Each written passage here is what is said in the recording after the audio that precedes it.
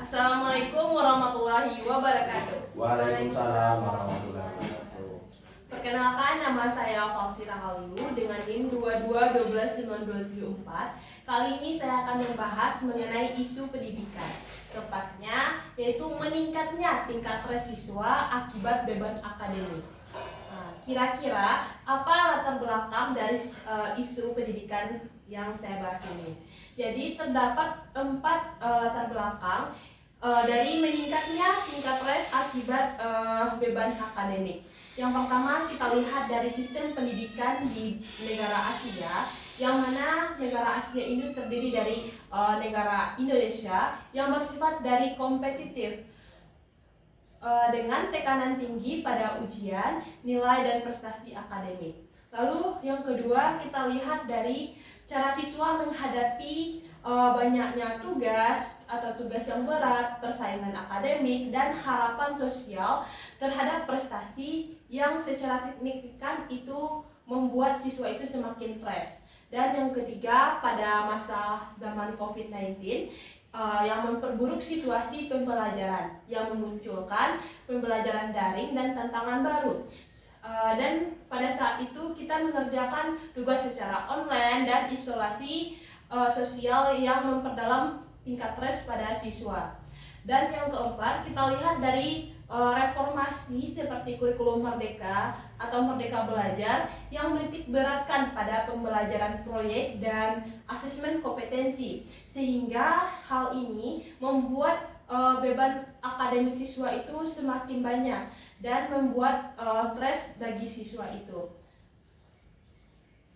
Selanjutnya, mengapa sih isu ini perlu diangkat, atau mengapa atau alasan apa isu ini perlu diangkat? Yang pertama, kita lihat dari stres akademik yang tinggi ini bisa berujung pada kematian seperti bunuh diri, dan bisa menyebabkan seseorang itu membuat orang itu cemas dan kelelahan emosional serta penurunan kesejahteraan psikologisnya.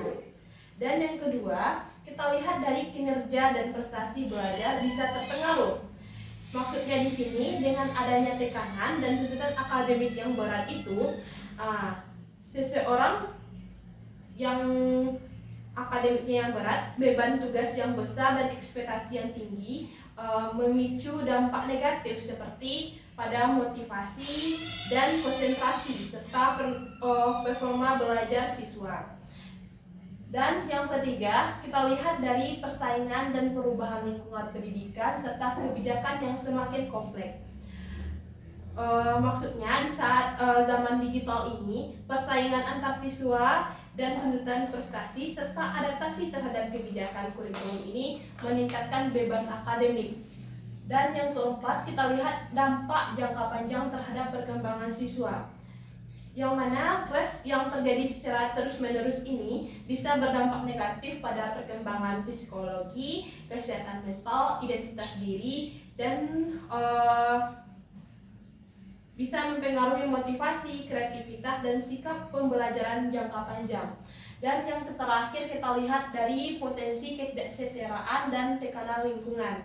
Maksudnya di sini, jika kita lihat di sekolah memiliki konteks yang berbeda-beda seperti budaya belajarnya, harapan orang tua, dan kapasitas pendidikan, sumber daya, dan lingkungan. Yang mana hal ini perlu kita kaji untuk kita bahas pada hari ini. Selanjutnya, dari isu ini apa sih solusi yang harus ada gitu. Nah, jadi yang pertama kita lihat dari solusi dari pendidik.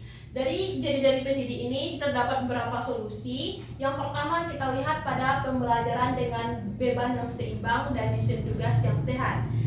Maksudnya di sini, guru itu dapat mengatur distribusi tugas atau pembagian tugas agar tidak berlebihan dalam satu waktu, dan menetapkan yang mana yang lebih penting didahulu diberikan kepada siswa tersebut. Dan yang kedua, pada penguatan regulasi emosi dan literasi mental sosial, sekolah dapat melakukan sesi pembelajaran atau workshop regulasi emosi, coping strategi, manajemen stres, dan refleksi siswa agar siswa ini dapat atau bisa mengelola stres internalnya. Dan yang ketiga, kita lihat dari dukungan sosial dan pendampingan personal atau konseling. Maksudnya di sini, guru dan tenaga bimbingan konseling atau pendamping memberikan dukungan empatik, ruang konsultasi, support dan pembinaan individu, memperkuat hubungan sekolah dan siswa dan keterbukaan sehingga siswa ini merasa ia didengar. Dan yang keempat atau yang terakhir, solusi yang ditawarkan yaitu mendorong lingkungan kelas yang inklusif dan fleksibel. Maksudnya di sini, sekolah dapat membuat suasana belajar yang tidak hanya fokus pada nilai semata, yang memberikan variasi metode, memberikan ruang untuk siswa untuk beristirahat, dan memainkan aktivitas non-akademik seperti rekreasi, liburan, dan aktivitas fisik untuk menurunkan tekanan stres. Selanjutnya kita beralih kepada solusi yang ditawarkan oleh pemangku kebijakan, yang mana dari pemangku kebijakan ini terdapat 4 solusi. Yang pertama, penguatan layanan bimbingan psikososial dan konseling di sekolah. Maksudnya di sini, sekolah itu menyiapkan guru BK, psikolog, atau sejiwa yang terlatih monitoring tes, stres siswa, dan layanan rutin, workshop, parenting, dan guru untuk mendeteksi adanya stres atau membantu siswa itu yang sedang stres. Dan yang kedua, pelatihan kepada guru dan pendidik tentang kesehatan mental itu dan stres akademik. Jadi memberikan pelatihan kepada guru tentang cara bagaimana stres itu muncul atau mengidentifikasi stres itu, serta mengadopsi metode pembelajaran yang sesuai dengan kesehatan atau kesejahteraan siswa itu. Dan yang ketiga, kita lihat dari kolaborasi komunitas dan orang tua, sehingga hal ini dapat mendukung penurunan dari stres ini. Dan yang keempat, kita lihat dari monitoring dan evaluasi beban akademik dan kebijakan sekolah. Maksudnya di sini, komite sekolah itu membuat kebijakan yang mengevaluasi tugas harian ataupun PR-nya, evaluasi kalender akademik, dan pengurangan beban yang menumpuk pada siswa yang dapat memicu tingginya tingkat stres. Baik, adapun selanjutnya solusi yang ditawarkan oleh pemerintah. Jadi yang pertama adalah regulasi batas beban tugas dan kebijakan pengurangan tekanan akademik. Jadi pemerintah ini membuat sebuah kebijakan yang beban tugas itu dan standar tugas itu yang sesuai dengan siswa, dan mengatur jam pelajaran, jumlah PR, dan beban ulangan agar sangat efisien. Dan yang kedua, kita lihat dari program kesehatan mental nasional untuk siswa, yang mana pemerintah ini menyediakan psikolog kepada sekolah, dan program kesehatan mental dan pelatihan guru, bimbingan, dan layanan konseling gratis, kampanye literasi kesehatan mental untuk siswa dan orang tua. Dan yang ketiga, kita lihat dari reformasi kurikulum dan asesmen berbasis kompetensi holistik.